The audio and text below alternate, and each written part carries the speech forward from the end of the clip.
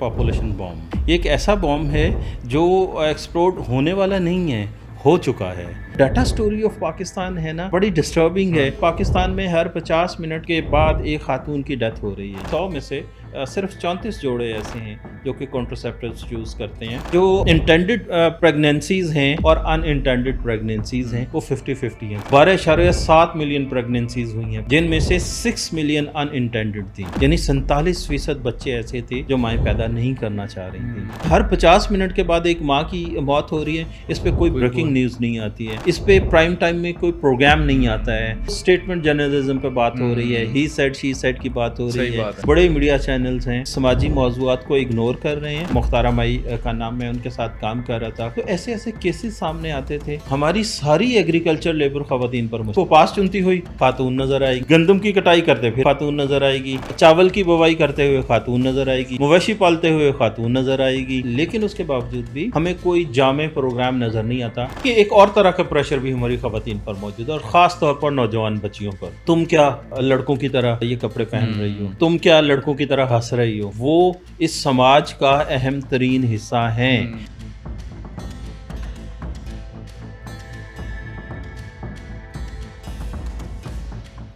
अस्सलाम वालेकुम, we bots की एक नई पॉडकास्ट के साथ मैं हूं मेहर सतार।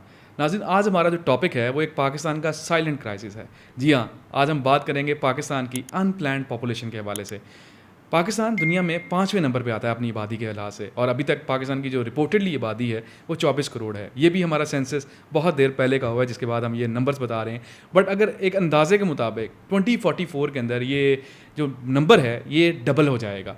और इस डबल होने से अगर हम ऑलरेडी देखें, हमारे मुल्क के अंदर हमारी आम आबादी को बहुत सारी जो बुनियादी सहूलियात हैं उनका फुकदान है, जिसमें हमें हेल्थ फैसिलिटीज़ हैं, एजुकेशन है, वुमेन के हवाले से हमारे इतने मसले हैं जिनको हम बयान करते करते बहुत सारा टाइम लग जाएगा। लेकिन आज जिस बात के ऊपर हम बात करेंगे ये पॉपुलेशन के हवाले से है। हम ऑलरेडी देखते हैं कि रिसोर्सेज की कमी और अनएम्प्लॉयमेंट, इसके अलावा पॉवर्टी, ये सारी चीज़ें हैं जिसकी वजह से हम सोसाइटी जो है हमारा एक ऐसे नहज के ऊपर जाई जा रहा है जहाँ पे हमारा एक बम जो है वो एक एटम बम की शक्ल इख्तियार कर लेगा, और इसको किस दिन हम जाके तबाही के धाने पे पहुँच जाएंगे हमें पता भी नहीं लगेगा। तो हमारी अगर हम डेमोग्राफिकली देखें तो हमारी खाली पंजाब की जो आबादी है वो एक जापान मुल्क के बराबर है। अगर हम KPK की बात करें तो वो कनाडा के मुल्क के बराबर है, और बलूचिस्तान कोलंबिया के बराबर है। तो ये हमें कब जाके इस चीज़ की समझने की ज़रूरत है कि ये एक बम है जो कि एक एटम बम में बदलेगा, और फिर एक जो मईशत के ऊपर इसका असर पड़ेगा, हम कोलैप्स की तरफ जाएंगे। और हम इसी को आज डिस्कस करने के लिए हमारे साथ एक बहुत पर्टिनेंट गेस्ट मौजूद हैं, आमिर यूसुफ साहब। आमिर यूसुफ साहब का अगर मैं आपसे तारुफ करवाऊँ तो ये मारी स्टोव्स एक ऑर्गेनाइजेशन के साथ पिछले 10 साल से काम कर रहे हैं, लेकिन डेवलपमेंट के काम के अंदर ये पिछले 20 साल से कुछ ना कुछ अपना रोल प्ले कर रहे हैं। तो बगैर किसी इंतजार के हम इनसे गुफ्तगू का आगाज़ करते हैं। सर अस्सलाम वालेकुम, वेलकम टू द शो। वालेकुम सलाम, बहुत शुक्रिया मेहर साहब। कैसे हैं आप? ठीक ठाक हैं सर? मैं खैरियत से हूँ सर। ये एटम बम आज हमने डिस्कस करना है। ये एक साइलेंट ये क्राइसिस है हमारा, जिसके ऊपर हम वाकई अभी तक कोई भी सीरियसली बात नहीं कर रहा, और ये वाकई जब एक्सप्लोड होगा तब हमें जाके रियलाइज़ होगा कि हम बहुत लेट हो चुके हैं। ये फटने के लिए तैयार नहीं है, ये फट चुका है। अच्छा, इस वक्त अगर हम देखें, दुनिया की आबादी देखें तो वो 8 अरब से ज़ायद है। ठीक है। और अगर हम इसमें पाकिस्तान को देखें तो पाकिस्तान दुनिया में आबादी के लिहाज से 5वें नंबर पर है, और हमारी आबादी 24 करोड़ से ज़ायद हो चुकी है, जो कि एक ऑलरेडी एक अलार्मिंग स्टेज पर पहुंच चुकी है। क्योंकि हमारी ये जो आबादी है इसके लिए हमारे वसाइल जो हैं वो हमारी रियासत के पास इतने ज़्यादा नहीं हैं कि हम इस आबादी को कोई मुतवाज़न ख़ुराक दे सकें, कोई इन बच्चों के लिए कोई तरबियती निज़ाम शुरू कर सकें, इन बच्चों को इतने स्कूल दे सकें, इतनी सेहत की सहूलियात दे सकें। और फिर अगर हम देखते हैं कि अगर हम 24 करोड़ हो गए हैं तो हमारा रकबे के लिहाज से हम दुनिया में 5वें नंबर पर हैं। तो इसलिए आप देख रहे हैं कि हमारे यहाँ अर्बनाइजेशन बढ़ती चली जा रही है, हमारी ज़रई ज़मीनें कम होती चली जा रही हैं, और सिर्फ इसलिए कि हमारी आबादी बढ़ती जा रही है। रकबा तो हमारे पास उतना ही है जितना 1947 में था हमारे पास, लेकिन आबादी हमारी उससे कई गुना बढ़ गई है। तो इस रफ्तार को हमें स्लो डाउन करना है ताकि ये किसी भी तरह हमारे वसाइल से आगे ना बढ़े, वरना हमारे लिए बड़ी मुश्किलात होंगी आने वाले वक्त। मैं आपसे जानना चाहूँगा कि मेरी स्टॉप सोसाइटी ये करती क्या है, how does it work for the audience, अगर आप बता सकें। मेरी स्टॉप सोसाइटी पाकिस्तानी ऑर्गेनाइजेशन है जो कि 1990 से पाकिस्तान में रिप्रोडक्टिव हेल्थ पे काम कर रही है। ठीक है। हमारा बुनियादी मकसद तो ये है कि हम ख़वातीन जो हैं या पाकिस्तानी आबादी है उन सब को रिप्रोडक्टिव हेल्थ की सहूलियात पहुंचा सकें।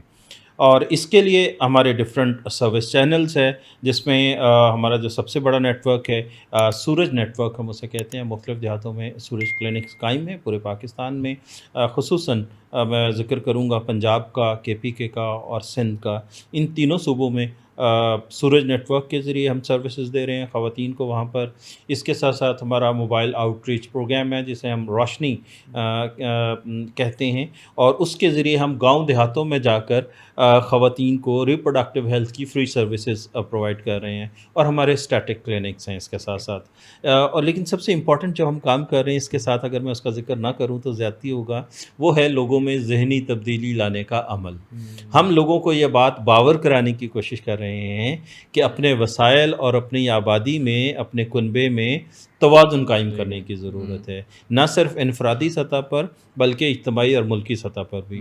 تو ہم خواتین سے ملتے ہیں، ان کے ساتھ میٹنگز کرتے ہیں، ہمارا سٹاف ڈور ٹو ڈور بھی جاتا ہے، کمیونٹی میٹنگز بھی کرتے ہیں، اور ہم ہر وہ ممکن ذریعہ استعمال کر رہے ہیں جس کے ذریعے ہم اپنی خواتین کو یہ میسج پہنچا سکیں کہ وہ اپنے کنبے کو اپنے وسائل کے مطابق رکھیں، تاکہ ماں کی صحت بھی بہتر رہے، بچے کی صحت بھی بہتر رہے۔ بالکل ٹھیک، بالکل۔ تو اگر ہم بات کریں کہ یہ آبادی کو روکنے کے لیے کیا ہم ریڈی ہیں یہ کانٹراسیپٹیو ویز یوز کرنے کے لیے، یا ہم آلریڈی کر رہے ہیں؟ ہمارے ولنگنیس ہے اس کی طرف کہ نہیں؟ دیکھیے بالکل ولنگنیس تو یقیناً ہے، لیکن ایک بات بڑی اہم ہے کہ لوگوں تک یہ میسج کتنا اسٹرانگلی پہنچ رہا ہے۔ اس کے لیے سرکاری ادارے بھی کام کر رہے ہیں، اس کے لیے غیر سرکاری ادارے بھی کام کر رہے ہیں، لیکن اس کے باوجود بہت زیادہ کام کرنے کی ابھی بھی ضرورت ہے۔ اگر ہم دیکھتے ہیں ہمارا جو ٹوٹل فرٹیلیٹی ریٹ ہے وہ 3.2 ہے، جو کہ بہت ہائی ہے ابھی بھی، اور ہمیں اس فرٹیلیٹی ریٹ کو نیچے لانے کی ضرورت ہے۔ ہمیں بچوں کی پیدائش میں وقفہ کرنے کی ضرورت ہے۔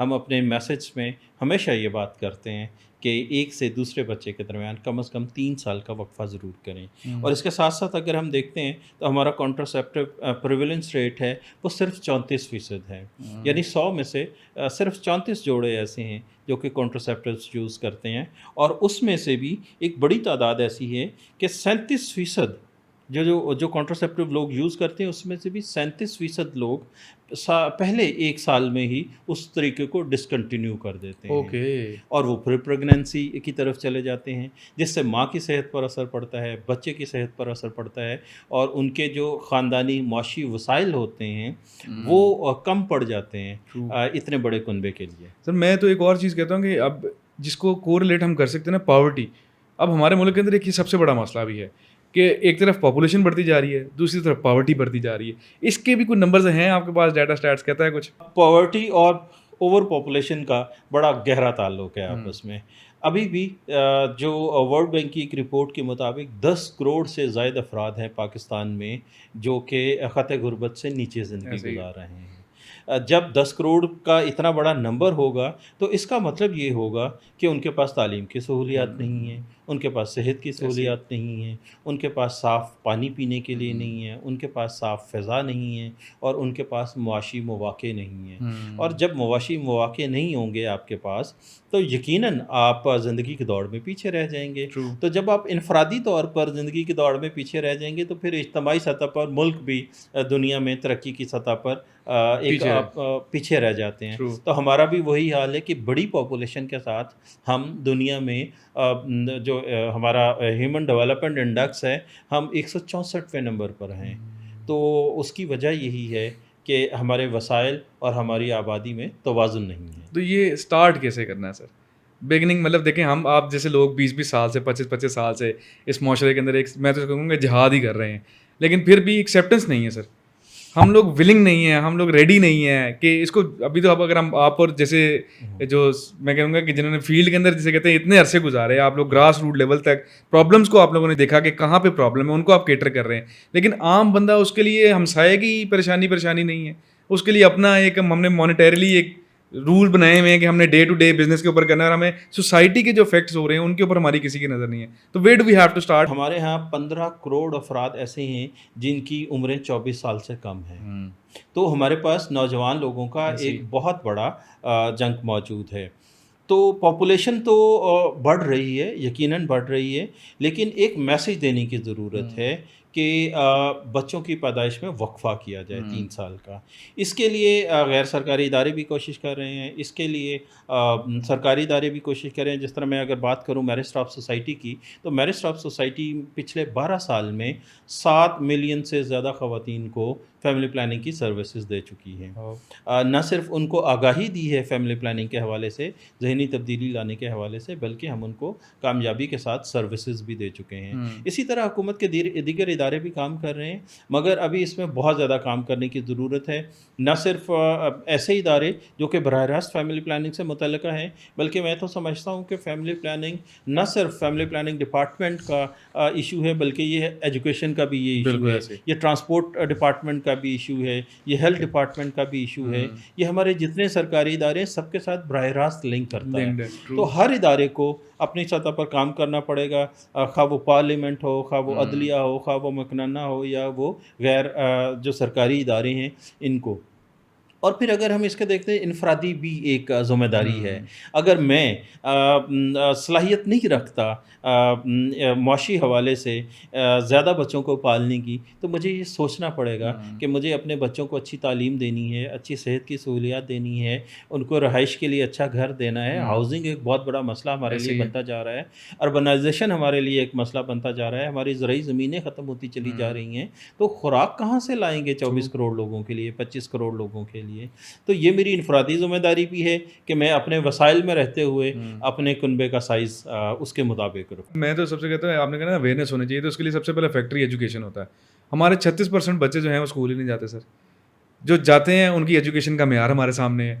پھر آگے ہماری ایکسیپٹنس ٹورڈ دا سوسائٹی جو ہے تعلیم کی, وہ دن بدن بجائے بڑھنے کے, اب آپ دیکھیں نا, اب لوگ پہلے ڈگریز کی طرف زیادہ جاتے تھے, اب یہ موبائل اور یونٹس کی وجہ سے ہمارا اسپیم ٹائم, جو ہمارا اسکرین ٹائم ہے, وہ بھی کتنا ہمارا, جو جسے کہتے ہیں نا 3 سیکنڈ یا 4 سیکنڈ ہمارا اٹینشن ٹائم رہ چکا ہوا ہے. وہ آہستہ آہستہ بحیثیت قوم ہم ایک جسے کہتے ہیں نا کنورج ہوتے جا رہے ہیں ایک پوائنٹ کے اوپر. اس کو آپ کیسے دیکھتے ہیں؟ دیکھیے, بچے تو ہمارے 2.5 کروڑ سے زیادہ آؤٹ آف اسکول ہیں. یہ ایک بہت بڑی تعداد ہے, اور ان بچوں کو اسکول میں لے جانا, چاہے وہ فارمل ایجوکیشن ہو چاہے وہ انفارمل ایجوکیشن ہو, یہ بہت ضروری ہے. کیونکہ دیکھیے, جب تک تعلیم نہیں ہوگی تب تک شعور نہیں ہوگا, اور جب شعور نہیں ہوگا تو آپ ایک مفید شہری, مفید پاکستانی نہیں بن سکیں گے, آپ سوسائٹی میں کنٹریبیوٹ نہیں کر سکیں گے. تو بہت ضروری ہے کہ بچوں کے لیے یہ جو انتظام کیا جائے کہ یہ 2.5 کروڑ بچے آؤٹ آف اسکول ہیں, ان کو اسکولوں میں بھیجا جائے, تاکہ قوم کا جو اجتماعی شعور ہے اس کی سطح بلند ہو. جب شعوری سطح بلند ہوتی ہے تو پھر آپ اپنے وسائل کی طرف دیکھتے ہیں کہ میرے پاس کتنے وسائل ہیں, میں کتنے لوگوں کے لیے کما سکتا ہوں, ان کی ضروریات پوری کر سکتا ہوں, اور پھر اس کے بعد آپ اپنے فیملی سائز کو بھی کنٹین کرنے کی کوشش کرتے ہیں. تو اسی طرح اگر ایک فیملی کی بات ہے تو اسی طرح ایک ریاست کی بات ہے, اسی طرح ایک صوبے کی بات ہے.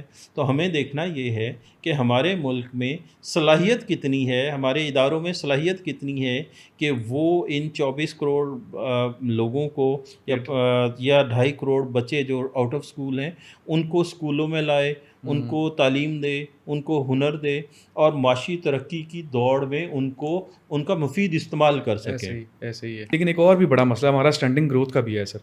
اس پہ آپ کیا کہیں گے, یہ ہمیں کیسے کوپ اپ کرنا ہے سر؟ دیکھیے, جو بچے ہیں وہ کسی بھی ملک کا اثاثہ ہوتے ہیں, لیکن اس اثاثے کے ساتھ ہم کر کیا رہے ہیں؟ وہ جو کر رہے ہیں وہ یہ ہے کہ ہم بچوں کی اسٹنٹنگ گروتھ میں دنیا میں 3را ملک ہیں. ہمارے 43% سے زیادہ بچے اسٹنٹنگ گروتھ کا شکار ہیں, 43%, جو کہ بہت بڑا نمبر ہے. اور اگر ہم ساؤتھ ایشیا میں دیکھیں تو ہمارا سب سے لوئسٹ نمبر ہے اسٹنٹنگ گروتھ میں. تو ہمارے 38% بچے ایسے ہیں جو کہ پہلے 6 ماہ میں ہی ماؤں کی جو بریسٹ فیڈنگ ہے, جو بچوں کی بریسٹ فیڈنگ ہے, وہ ختم کر دی جاتی ہے. تو بچے کی جو گروتھ ہے وہ بہت زیادہ ہیلدی نہیں ہوتی ہے. پھر اس کے ساتھ ساتھ ہم دیکھتے ہیں کہ خود ہمارے ہاں بچوں کے لیے کو بہت زیادہ پروگرامز جو ہیں وہ اویلیبل نہیں ہیں, ماؤں کی تربیت نہیں ہے اس حوالے سے کہ ایک بچے کو پالنا کیسے ہیں. یہ ایک قدرتی طریقہ ہے, ہمارے یہاں بچہ پیدا ہوتا ہے اور وہ خود ہی بڑھتا پھلتا پھولتا چلا جاتا ہے, تھوڑی بہت وجہ اس کو ملتی ہے, لیکن کوئی ایسی سائنٹیفک طریقہ کار ہمارے یہاں کبھی ہماری نظر سے نہیں گزرا ہے جو کہ ماؤں کی تربیت کر رہا ہو, جو کہ فیملیز کی تربیت کر رہا ہو, جو کہ باپ کی تربیت کر رہا ہو کہ بچے کو ایک کیسی غذا چاہیے ہوتی ہے اس کی بہترین نشو و نما کے لیے. اگر میں اس میں آپ کے ساتھ شیئر کروں تو 10 میں سے 8 بچے ایسے ہیں جو کہ صحیح غذا ان کو جو ایک سٹینڈرڈ فوڈ ہے ایک بچے کو ملنی چاہیے وہ اس کو نہیں مل پاتی. تو اس کا نتیجہ یہ نکلتا ہے کہ اس کی ذہنی نشو و نما اس سطح پر نہیں ہوتی جو کہ ایک عالمی معیار ہے. تو ہمیں اس کے لیے جو ماؤں کا دودھ ہے وہ سب سے بہترین غذا ہے, اس کو کنٹینیو کرنا چاہیے. یا تو ہمارے قرآن پاک میں بھی لکھا ہے کہ مائیں اپنے بچوں کو 2 سال کے لیے دودھ پلائیں, لیکن ہمارے ہاں صرف 38% بچے ہیں جو کہ ماؤں کا دودھ پی سکتے ہیں پہلے 6 مہینے میں, اور اس کے بعد یہ ڈسکنٹینیو ہو جاتا ہے. تو ماؤں کی تربیت کی ضرورت ہے. جو باپ ہے اس کو بھی یہ بات بتانے کی ضرورت ہے کہ خدا را بچوں کے درمیان وقفہ بہت ضروری ہے, کیونکہ وقفہ ہوگا تو بچے کی جو جسمانی نشو و نما ہے اس کے لیے اس کو بہترین فیڈ دیا جا سکتا ہے, اس کے مالی وسائل بہتر ہوں گے تو وہ بچے کی تربیت بھی بہتر کر سکتا ہے. اب ہم بچوں کی بات کریں نا, ہم تو ابھی ان کانسیپٹ سے نہیں نکلے. اب ہمارے شہروں کے اندر تو ہم نے ہاسپٹل کی پر ہاسپٹل بنا لیا, گاؤں میں آپ جائیں ابھی تک دائی کا کانسیپٹ سر. کتنی ہماری ڈیتھس ہیں جو کہ ہم کہہ سکتے ہیں کہ جس کی وجہ سے جو ہم خود ذمہ دار ہیں جس کی ایز اے سوسائٹی, کہ ایک ماں کو وہ بیسک فیسلٹیز ہیلتھ مل ہی نہیں رہی ہیں, اور مرٹیلٹی ریٹ دیکھ لیں وہ آپ کے سامنے ہے کتنا ہے سر. ہمارے ہاں جو انٹینڈڈ پریگنینسیز ہیں اور ان انٹینڈڈ پریگنینسیز ہیں وہ 50-50 ہیں تقریباً.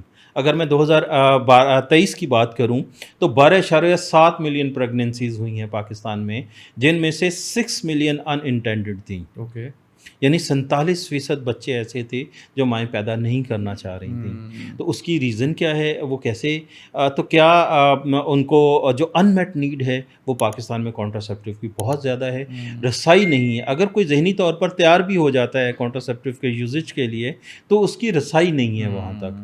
تو اس کا نتیجہ کیا نکلتا ہے, اس کا نتیجہ لامحالہ پریگننسی کی صورت میں نکلتا ہے. اور اگر وہ ان انٹینڈڈ بچے ہیں تو پھر اگلا اس کا سٹیپ کیا ہوتا ہے, یا تو اسے کیری کرنا ہے یا اس نے اس کو ڈسکنٹینیو کرنا ہے.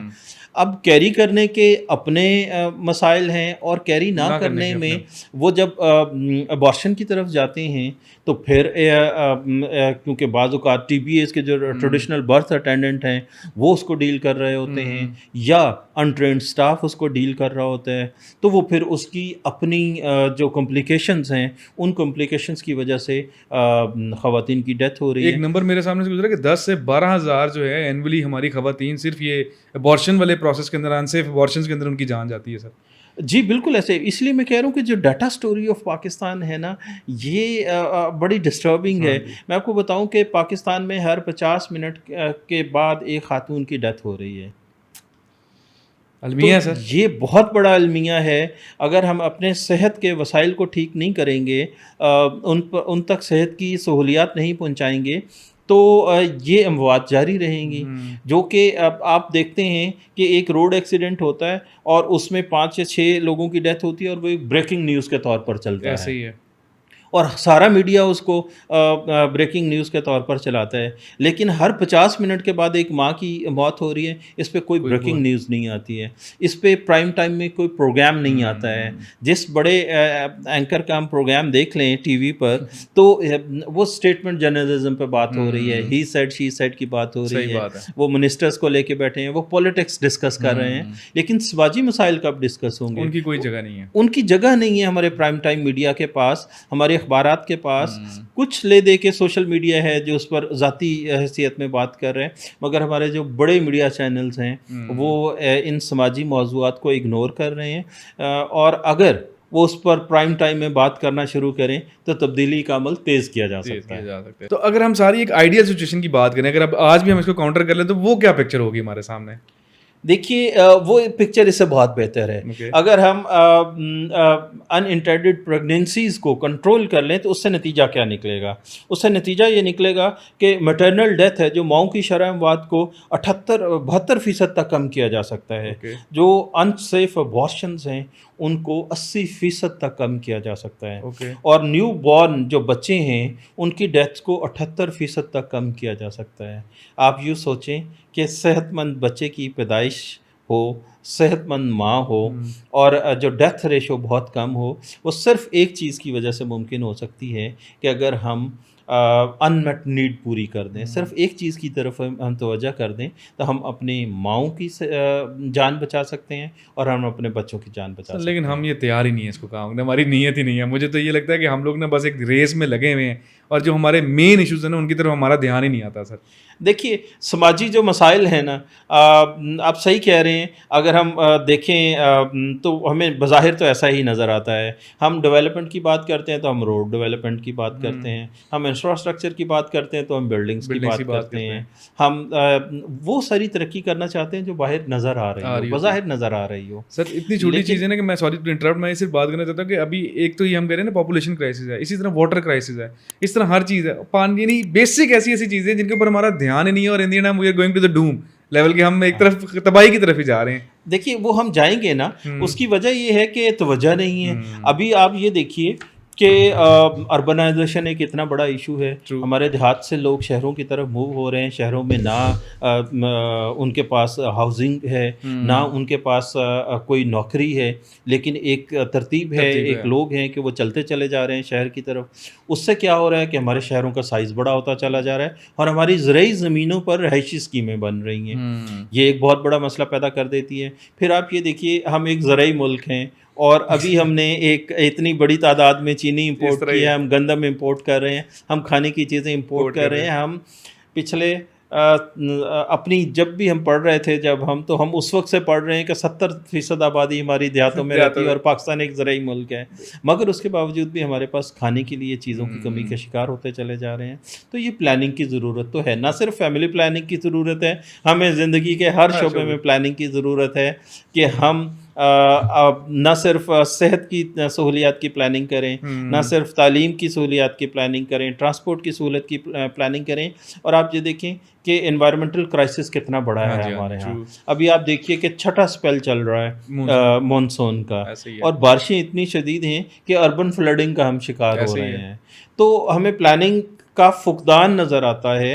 हमें बज़ाहिर एक बड़ी रोज़ी पिक्चर नज़र आती है कि हमारे पास अच्छा रोड इंफ्रास्ट्रक्चर है, अच्छी बिल्डिंग्स हैं, सारी चीज़ें हैं, लेकिन उसके नीचे छुपा बहुत कुछ खराब है। उसके नीचे छुपा हुआ जो समाजी मसाइल हैं, जो हमारा सोशल फैब्रिक है, वो कितना डिस्टर्ब है, इसको खोजने की ज़रूरत है और उसके बाद उसको रिपेयर करने की ज़रूरत है। नहीं तो वैसे आप 20-25 साल से इस फील्ड में हैं, फ्रस्ट्रेशन नहीं होती इंसान को आपको देख के कि यार ये क्या यार, हम किसी तरह से भी बेहतरी की तरफ जाने के लिए तैयार नहीं है। इंसान को ये था ना कि बस हो गई यार, मेरी तो ये फैक्ट्स है। मैं जिन लोगों को नहीं पता, आपका एक बहुत ज़्यादा अरसा एक रेप विक्टिम के साथ भी गुजरा, वो भी सोसाइटी को आपने बड़ा क्लोजली देखा। तो इस सारे के ऊपर मैं कहता हूँ कि फ्रस्ट्रेशन नहीं आपको भी होती कि यार क्या कर रहे हैं यार, ये कौम सुनती तो है नहीं किसी की। देखिए, उम्मीद ही वो वाहिद ज़रिया है जिस पर हम काम कर रहे हैं, क्योंकि हम उम्मीद छोड़ देंगे। समाजी कारकुन कितने हैं इस सोसाइटी में, सारे दूसरे तरह की जॉब्स कर रहे होते हैं, तो लोगों के लिए कितने सोचने वाले लोग हैं हमारे पास। तो उम्मीद एक वाहिद ज़रिया है। जैसे अभी आपने रेप विक्टिम की बात की, तो मैं आप सब जानते होंगे मुख्तारा माई का नाम, मैं उनके साथ काम कर रहा था ख़वातीन के हकूक़ के हवाले से।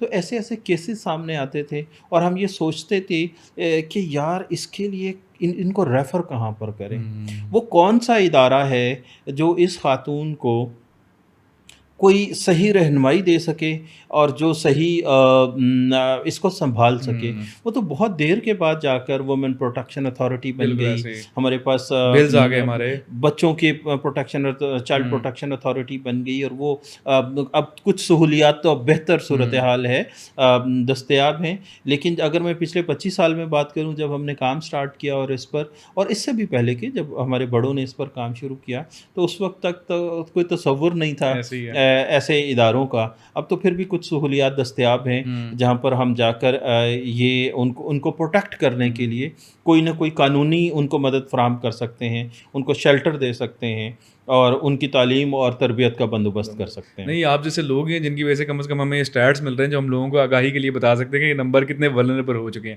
ایک اور چیز جس کے ہم آگے فردر میں نے سوچا تھا جا کے ہم ضرور اس پہ بات کریں گے کہ ہماری وومن کو اس سوسائٹی میں امپاور کرنے کی نظر ہم نے بنگلہ دیش کا ماڈل دیکھا، انہوں نے اپنی خواتین کے تھرو چینج لے کے آئے، اس کو ذرا لیبریٹ کریں کہ how do we have to cater this. دیکھیں، خواتین ہماری سوسائٹی کا، میں بعض اوقات یہ سمجھتا ہوں کہ بعض صورتوں میں مردوں سے زیادہ اہم حصہ صحیح بات ہے۔ وہ کیوں ہیں؟ ہماری ساری ایگریکلچر لیبر خواتین پر مشتمل ایسے ہی ہے، بڑی تعداد میں، ٹھیک ہے، کیونکہ آپ کو کپاس چنتی ہوئی خاتون نظر آئے گی، گندم کی واڈی کرتے خاتون نظر آئے گی، گندم کی کٹائی کرتے پھر آپ کو خاتون نظر آئے گی، پھر آپ یہ دیکھ لیں کہ چاول کی بوائی کرتے ہوئے خاتون نظر آئے گی، مویشی پالتے ہوئے خاتون نظر آئے گی۔ تو پھر آپ اب دیکھیں، ابھی فیکٹریوں میں ہیں، بہت زیادہ تعداد ہماری خواتین کی کام کر رہی ہے، لیکن اس کے باوجود بھی ہم خواتین کو 49% ہماری آبادی خواتین پر مشتمل ہے، لیکن ان کو کتنی تربیت دی گئی ہے معاشی مواقع دینے کی اور ان اپرچونٹیز کو اویل کرنے کی۔ ہمیں کوئی جامع پروگرام نظر نہیں آتا، ہمیں بے نظیر انکم سپورٹ پروگرام نظر آتا ہے جس میں ان کو ہم کچھ امداد دیتے ہیں اور کسی حد تک ان کو کوئی ہنر بھی سکھایا جاتا ہے۔ مگر آپ اگر ایگریکلچر لیبر کی جس طرح ابھی میں نے بات کی ہے، تو اگر وہ پیسے کما بھی لیتی ہیں اس ایگریکلچر لیبر اور اپنے کام کی وجہ سے، اپنے لائف سٹاک کی وجہ سے یا فیکٹریوں میں کام کرنے کی وجہ سے، اس کے پاس کتنے اختیارات ہیں اس پیسے کو خرچ کرنے کے لیے؟ اس کو پھر ڈپینڈنسی اس کی ہوتی ہے مرد پہ کہ کیا میں یہ چیز لے لوں، اس کو اپنا کمایا ہوا پیسہ خرچ کرنے کی کتنی اجازت ہے؟ تو یہ اجازت دلوانے کے لیے ہماری سوسائٹی کو کتنا کام کرنے کی ضرورت ہے، اس کو معاشی انحصار مرد پر کم کرنے کے لیے ہمیں ابھی بہت لمبا راستہ طے کرنا ہے۔ دیکھیے، ایک اور طرح کا پریشر بھی ہماری خواتین پر موجود ہے اور خاص طور پر نوجوان بچیوں پر، کہ ان کو سوسائٹی میں ایک خاص طرح کا طرز عمل اختیار کرنے کے لیے مجبور کیا جاتا ہے۔ ان کو بتایا جاتا ہے کہ جو مرد ہے وہ طاقتور ہے، جو مرد ہے وہ خاندان کا سربراہ ہے، تم کیا لڑکوں کی طرح یہ کپڑے پہن رہی ہو، تم کیا لڑکوں کی طرح ہنس رہی ہو۔ تو ان پر یہ پابندیاں تو ہیں کہ وہ ایک خاص اٹائر میں رہیں گی اور ایک خاص طرح کا طرز زندگی گزاریں گی۔ اس سے باہر نکلنے کے لیے جو ایک لڑکی کو، ایک خاتون کو جدوجہد کرنا پڑتی ہے، ہمیں اس جدوجہد میں اس کا ساتھ دینا پڑے گا۔ جب تک ہمارے ریاستی ادارے، میں بار بار ریاست کا نام اس لیے لے رہا ہوں کہ یہ ساری چیزیں سرکاری سطح پر ان کو یہ طاقت فراہم کرنے کی ضرورت ہے، امپاور کرنے کی ضرورت ہے کہ وہ اس سماج کا اہم ترین حصہ ہیں۔ اگر ماں ایک بچے کی پیدائش کا ذریعہ بنتی ہے تو وہ ایک میرا خیال قوم کی پیدائش کا ذریعہ، وہ قوم کی پیدائش کا ذریعہ بنتی ہے۔ تو کہتے ہیں کہ بچے کی جو ابتدائی درسگاہ ہے وہ ماں کی گود ہے، تو آپ اس ماں کو تیار کتنا کر رہے ہیں کہ وہ ابتدائی درسگاہ کا درجہ حاصل کر رہے ہیں؟ بالکل صحیح۔ آپ نے اس کو کتنی تعلیم دے دی ہے، آپ نے اس کو کتنی معاشی خود انحصاری دے دی ہے، آپ نے کتنی ڈیسیجن میکنگ میں اس کا حصہ بنا لیا ہے، تو کہ وہ اتنی طاقتور ہو جائے کہ وہ اپنے بچے کی ابتدائی تربیت کا کردار ادا کر سکے، وہ تو ہمیں نظر نہیں آتا ہے۔ تو یہ تو کسی خاتون کی انفرادی صلاحیت ہے کہ وہ اس مشکل صورتحال میں بھی اپنا راستہ بنا لیتی ہے اور وہ سروائیو کر رہی ہے، اور پھر اس بچے کی تربیت بھی کر رہی ہے جس نے کل آنے والے وقت میں ہمارے ملک کو آگے لے کر چلنا ہے۔ تو میں تو سمجھتا ہوں، میں سلام کرتا ہوں ان ماؤں کو، ان خواتین کو جو کہ معاشی ترقی میں اپنا کسی حد تک، جس حد تک وہ کر سکتی ہیں وہ کردار ادا کر رہی ہیں، اور بچوں کی تربیت میں بھی اپنا کردار ادا کر لی ہیں، لیکن ان کو مزید مواقع دینے کی ضرورت ہے، ان کو مزید حوصلہ دینے کی ضرورت ہے، ان کو زندگی کے ہر شعبے میں آگے لانے کے لیے ایک push چاہیے وہ ہے. چاہیے وہ صلاحیت تو ان میں ہے, لیکن جیسے ان کو وہ سیفٹی چاہیے, وہ سیکیورٹی چاہیے, چاہیے. اور وہ مرد نہیں دینی ہے. جب تک مرد اس کو وہ اسپیس نہیں دے گا تب تک یہ ممکن نہیں ہے.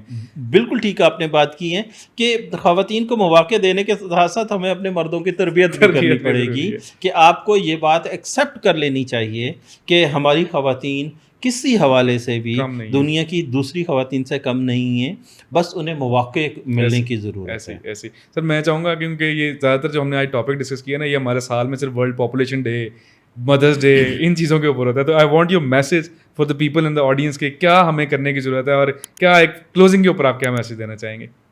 ایک فرد کو چاہے وہ لڑکا ہو چاہے وہ لڑکی ہو, پری میرٹل کاؤنسلنگ یہ بڑی امپورٹنٹ ہے. اگر شادی سے پہلے ہم ان بچوں کو, ان خواتین کو, ان لڑکیوں کو اور ان لڑکوں کو اس بات پر تیار کر لیں کہ ایک جو فیملی, صحت مند فیملی ہے, اس کے تقاضے کیا ہیں, بطور باپ اس کی ذمہ داریاں کیا ہیں, بطور ماں اس کی ذمہ داریاں کیا ہیں, اور وہ اپنی ذمہ داریوں کو کس دائرے میں رہتے ہوئے بہتر طرح سے نبھا سکتے ہیں.